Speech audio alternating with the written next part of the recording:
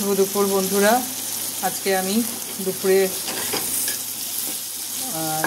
চিংড়ি মালাইকারি তো খাওয়াই হয়, আজকে আমি দই চিংড়ি বানাবো। তো চিংড়ি মাছগুলো ভেজে নিলাম, আর এই যে এই পেস্টের মধ্যে দই, কাজু, কিশমিশ, নুন, হলুদ, সব হলুদ দিন, এটা সাদা সাদাই রাখবো। এই মশলাটা দিয়ে দিলাম।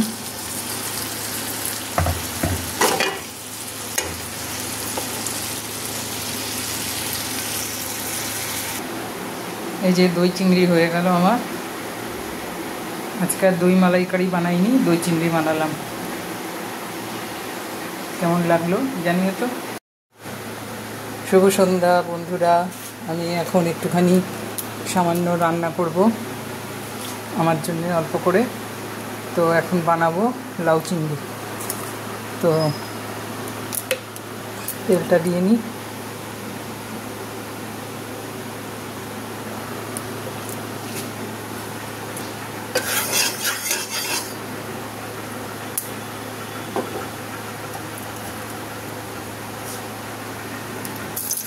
পেঁয়াজ দিয়ে দিলাম।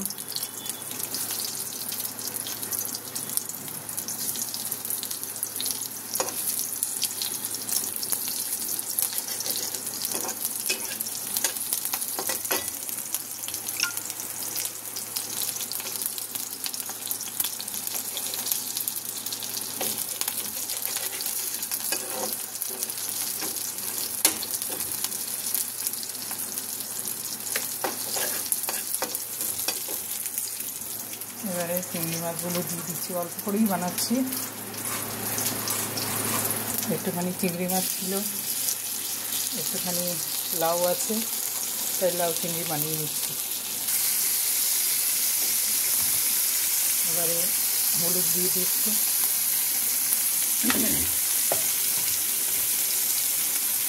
লবণ দেবো।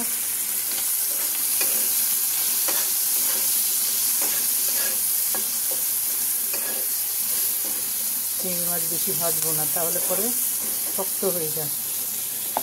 আর চাল কুমড়ো অল্প আছে বলে একটুখানি কুমড়োও মিষ্টি কুমড়োও দিয়ে দিলাম।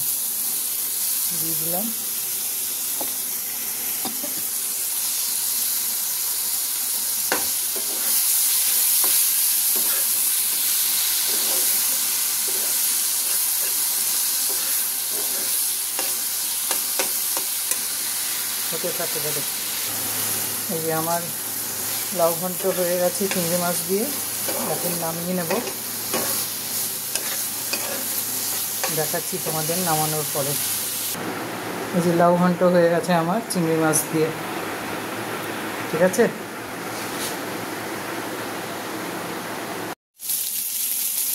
নমস্কার বন্ধুরা, আশা করি সবাই ভালো আছো, আমিও ভালো আছি। তো এখন আমি বাঁধাকপি ঘন্ট করব,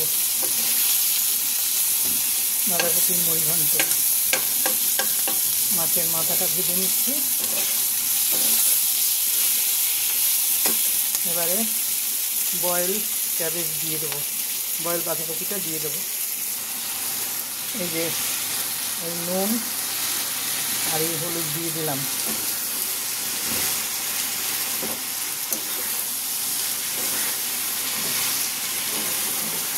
এটা হতে থাক।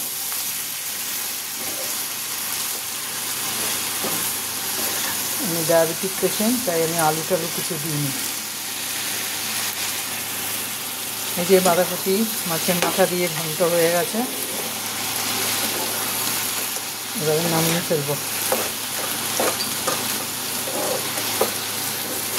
অসময়ের বাঁধাকপি ভালো মতো মরতেই চায় না।